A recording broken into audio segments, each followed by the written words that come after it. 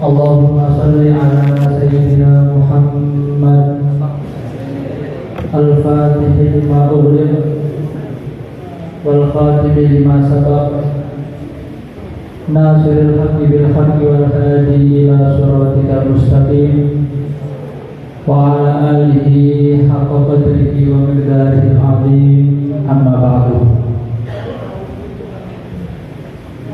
Yang sama-sama kami muliakan dan kita hormati para muqaddamin, para habaib, para sesepuh. Begitu juga yang sama-sama kita muliakan dan kita hormati para ikhwan, para akhwat Thariqah Tijaniyah yang insyaallah pada sore hari ini diberkahi oleh Allah Subhanahu wa taala. Langsung saja kita melanjutkan pengajian bulan yang lalu, yaitu pembacaan kitab Syama'ilur Rasul ataupun kitab yang menjelaskan tentang sifat-sifatnya Rasulullah, baik berupa sifat jasad ataupun sifat akhlak. Kita sampai pada bulan kemarin, Selasa akhir kemarin, bahwa salah satu dari bentuk pondasi agama Islam adalah sebuah kebersihan. Masih ingat nih? Jadi tidak salah kata-kata an-nadhafatu minal iman. Kebersihan itu sebagian dari iman. Bukti-buktinya banyak. Kalau Islam itu juga mementingkan masalah kebersihan. Bukan yang dipikiri akhirat mawon, tapi kebersihan badan pun Rasulullah juga menganjurkan dan memberi arahan kepada kita semua. Yang pertama kemarin, ini ada dalil 10. Ada 10 dalil yang menunjukkan bahwa Islam itu mengajarkan kita untuk menjaga kebersihan. Yang pertama sudah kita bahas kemarin. Terus yang kedua, ini kitabnya, saya tadi nggak bawa kitab, cuma PDF-nya sudah tak share di grup Selasa akhir. Bagi yang sudah masuk di grup, silakan dibuka kitabnya, halaman 35. Yang kedua, dalil yang kedua bahwa agama Islam itu sangat mementingkan dengan kebersihan adalah hadis sallallahu alaihi wasallam ala nadhafatil badani bi syatta wasail nadhafah.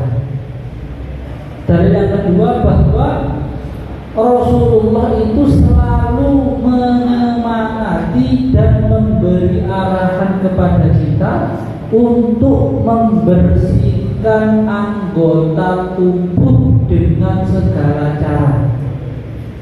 Jadi apapun caranya itu bisa membersihkan anggota tubuh kita, maka itu adalah arahan dari Rasulullah Shallallahu Alaihi Wasallam.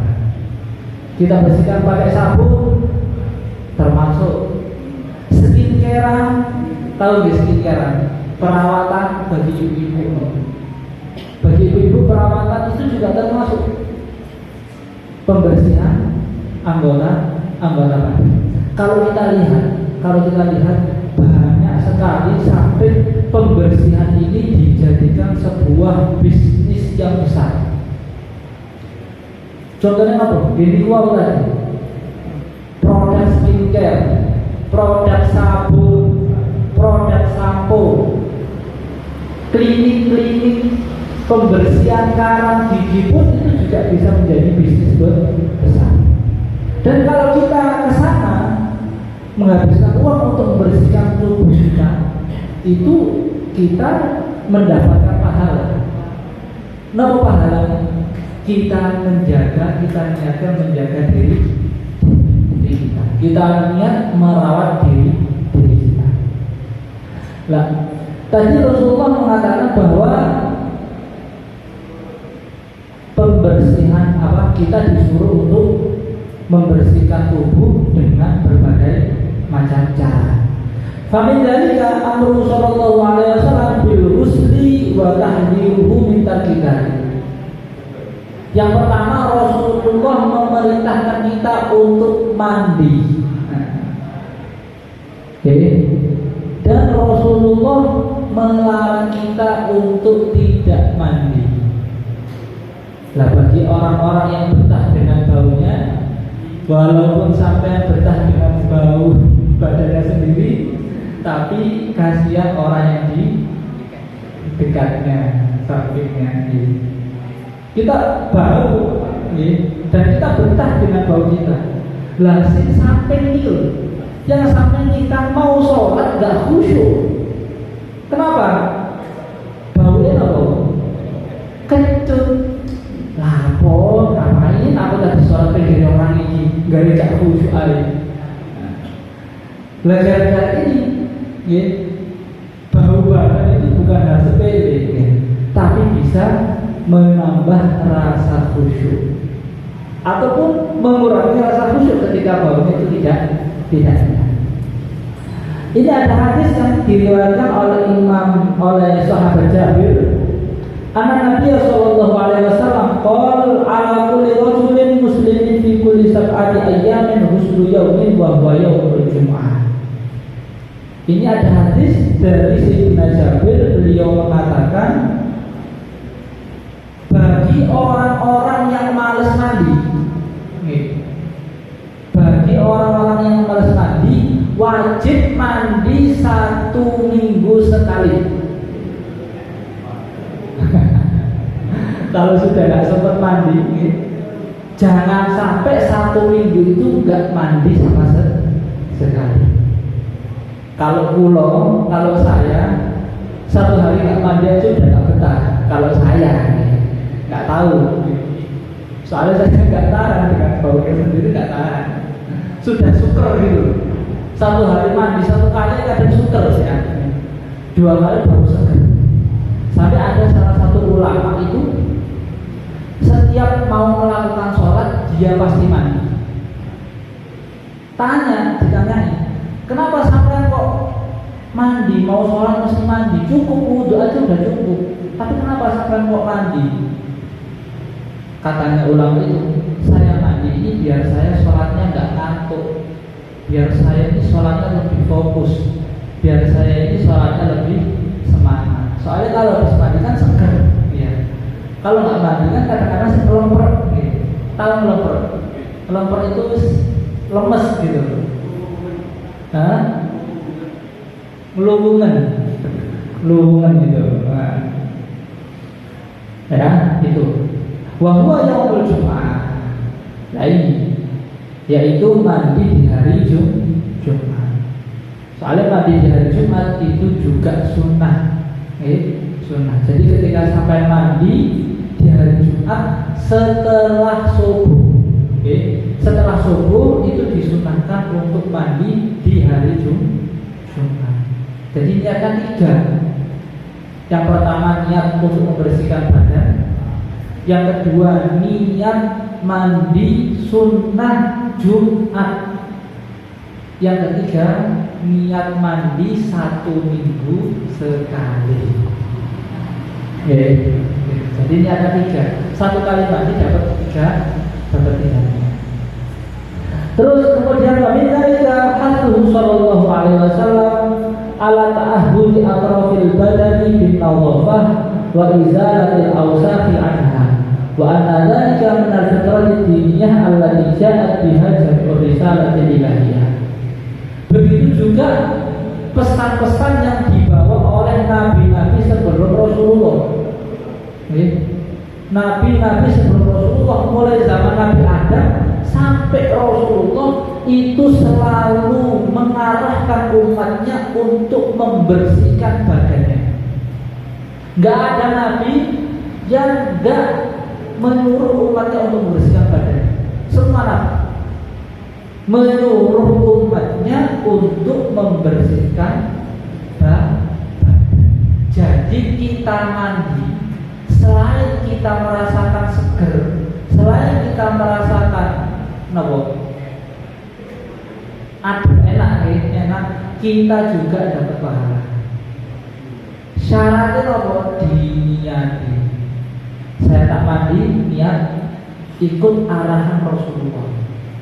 Saya mandi, niat membersihkan badan dari segala kuman dan virus. Tuh. Rawa Muslim an Aisyah radhiyallahu anha anna Nabiy sallallahu alaihi wasallam qala ashrun min al-fitrah qasdus syarib wa ifa'ul lihyati was-siwaki wastinshaqul ma' wa qasdul adfar wa qasdul barajin wa nadful ibti wa halqul 'anah wa tiqasul ma'. Jadi dalam agama Islam itu ada 10 fitrah.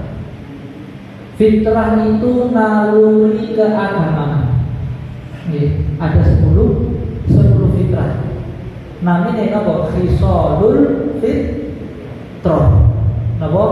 Khisalul fitrah. Itu ada 10. Ada 10 hal-hal kebersihan yang dianjurkan oleh agama Islam. Yang pertama, qasdus syarib. Yang pertama mencukur apa ya? Kumis. Mencukur kumis. Bukan semuanya. Mencukur kumis sampai merah-merahnya bibir ini kelihatan. Jadi kalau kumisnya udah menutupi bibir, nah itu waktunya dipotong. Sebagian orang tidak memperhatikan masalah ini, sampai kalau makan kumisnya itu ikut masuk ke dalam mulut itu. Anjuran Rasulullah apa? Anjuran Rasulullah ini merah-merah bibir gitu, tahu nggak? Merah kan bibir kan merah ya, merah. Itu sampai potong rambut kumisnya sampai kelihatan merah-merah di itu. Jangan sampai kepanjangan. Kalau kepanjangan nanti kayak kumisnya Fir'aun.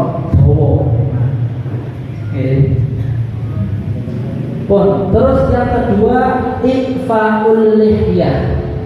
Yang pertama merapikan kumis, mencukur kumis. Yang kedua merapikan jenggot. Jenggot, kita punya jenggot berarti kita ikut sunnahnya Rasul. Tapi perlu diingat lagi, jenggotnya Rasulullah itu sak genggam. Sak genggam gitu lah. Setelah genggaman ini sudah tidak ada udah. Jadi nek sak genggam. Bukan jenggot yang besar gede, pedeni, menakutkan. Kalau jenggot gede, gak karu-karuan gitu kan. Medeni. Kalau diganti itu serem. Tapi apa? Disuruh merapikan jenggot, disisir. Termasuk sunnah lagi, kemana-mana bawa sisir. Sisir yang kecil, bukan sisir yang gede, sisir yang kecil.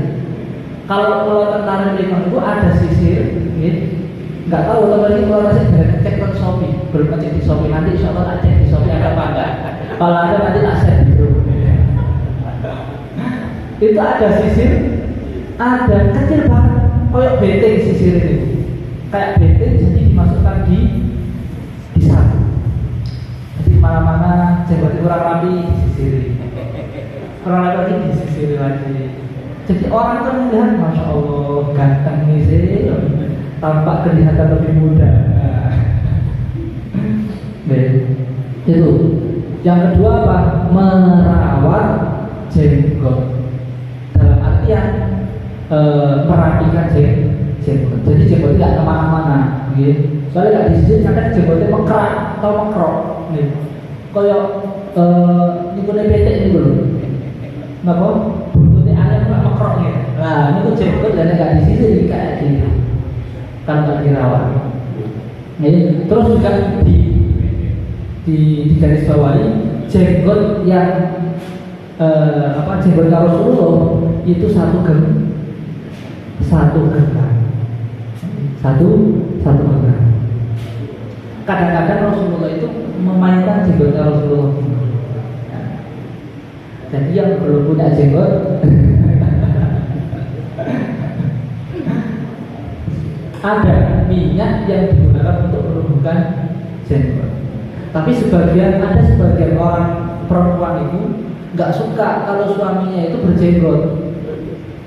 Kadang-kadang bilang gini, Mas, jenggotnya sampai itu cukur kok sih, biar kelihatan tampak lebih muda. Sama jawab, kalau satu kali aja nggak apa-apa, tapi kalau setelahnya saya nggak mau, karena ini menunjukkan kegagahan lelaki, ya gitu.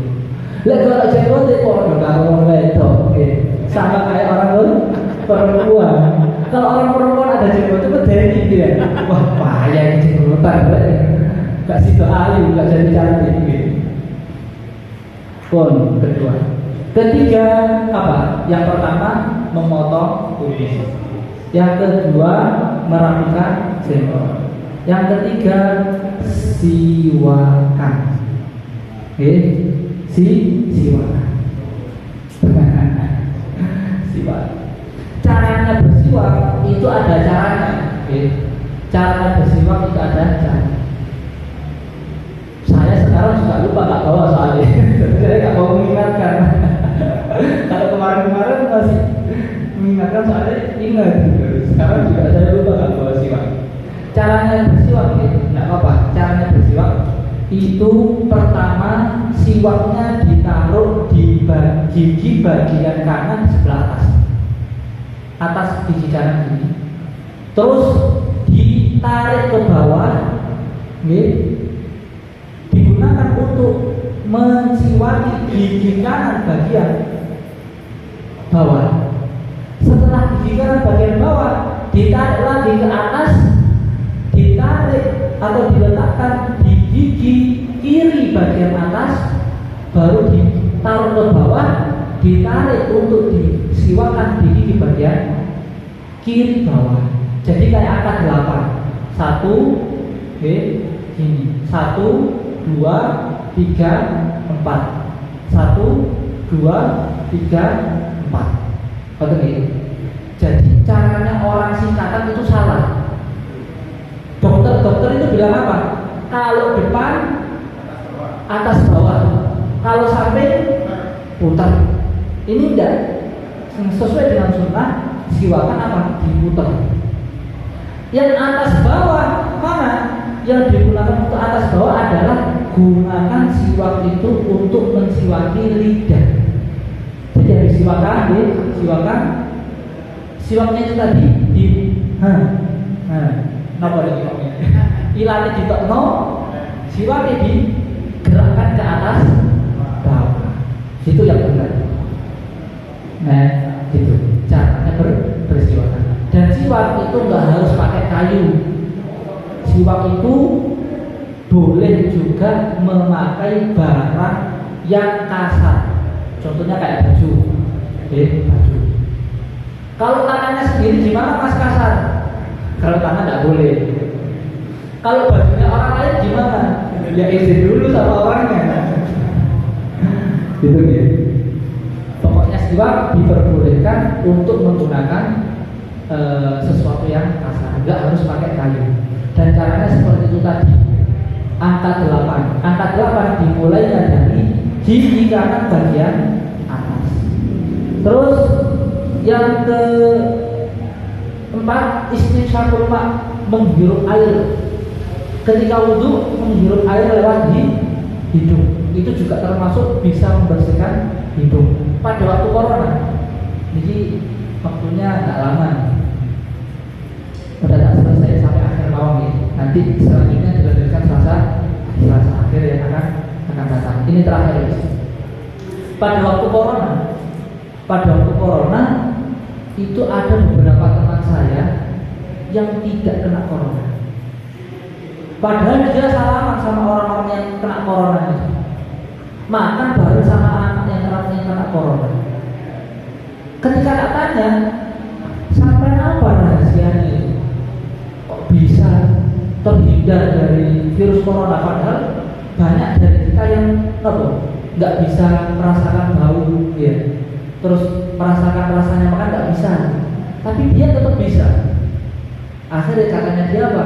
Katanya dia, ketika saya wudhu, saya tidak pernah meninggalkan menghirup air lewat hidung, lewat hidung. Jadi dihirup airnya itu tadi. Dengan cara itu, alhamdulillah Allah menyelamatkan saya dari corona, bisa menjaga tubuh. Selanjutnya waqasul adfar, memotong kuku. Memotong kuku itu disunahkan pada hari Kamis, Jumat, Senin. Selain hari itu dianjurkan untuk tidak memotong kuku. Terus waqasul barajim, dan membersihkan sela-sela sela-sela jari. Nah, itu disunahkan untuk bersihkan sela-sela jari. Terus watar putih, mencabut bulu ketiak, dicabut, dicabut bagian kuat, dicabut bagian yang kuat. Kalau nggak kuat, nggak usah dicabut, dibersihin aja. Pakai mesin itu loh. Nah, dibersihin pakai mesin. Oke. Untuk masalah potong kuku, untuk masalah potong kuku itu dianjurkan setiap 2 Jumat sekali. Jadi setiap 15 hari sekali kita dianjurkan untuk memotong kuku. Jadi Jumat sekarang nggak potong, berarti Jumat besok potong kuku. Jumat besoknya lagi nggak potong, berarti Jumat besoknya lagi potong kuku. Terus setelah itu walatul ibti wahal Qur'ana ini mencukur hutan yang ada di bawah. Kalau nggak tahu apa namanya itu, mencukur hutan yang ada di bawah, dicukur. Terus wanikosulmah, kemudian kita dianjurkan untuk istinja setelah buang air kecil ataupun buang air besar. Lah ini yang jadi miris sekarang itu banyak di masjid-masjid ataupun di mall-mall. Kalau kencing itu ada wadah berdiri. Nah itu kadang-kadang orang habis kencing langsung barangnya tadi itu dimasukkan langsung ke celana, nggak pakai diisi, jadi pakai tisu ataupun pakai air, enggak. Nah itu bahaya, itu juga termasuk dari penyakit. Selain najis, itu juga termasuk penyakit. Banyak orang-orang yang sakit gara-gara itu. Habis kencing langsung dibelok-belok, langsung dimasukkan, nggak dimasuk dulu. Minimal, apalagi kalau di bandara nih, apalagi umroh itu. Kalau di bandara luar negeri itu kadang-kadang kencing itu nggak ada air, cuman ada tisu. Nah itu nanti istinjanya pakai tisu. Tapi syaratnya kalau istinja cebok pakai tisu, syaratnya harus 3 kali. 1 udah dibuang, ambil tisu baru 2, dibuang lagi, baru 3, dibuang lagi. Kalau masih ada kencingnya, lah dibersihin sampai bersih. Tapi minimal itu 3 kali usaha. Jadi kalau belum 3 kali masih belum dikatakan bersih. Waqtiqasul mani. Oke, dilanjutkan besok Selasa yang akan datang. Semoga bermanfaat, semoga barokah, semoga kita diberi rahmat oleh Allah Subhanahu wa taala, dan semoga kita selalu diberi keistiqomahan dalam menghadiri pengajian Selasa akhir. Asallahu ta'ala ayya'alana minalladzina yastami'una al-qawla fayattabi'una ahsanah. Wa sallallahu ala sayyidina Muhammad walhamdulillahi rabbil alamin. Wassalamualaikum warahmatullahi wabarakatuh.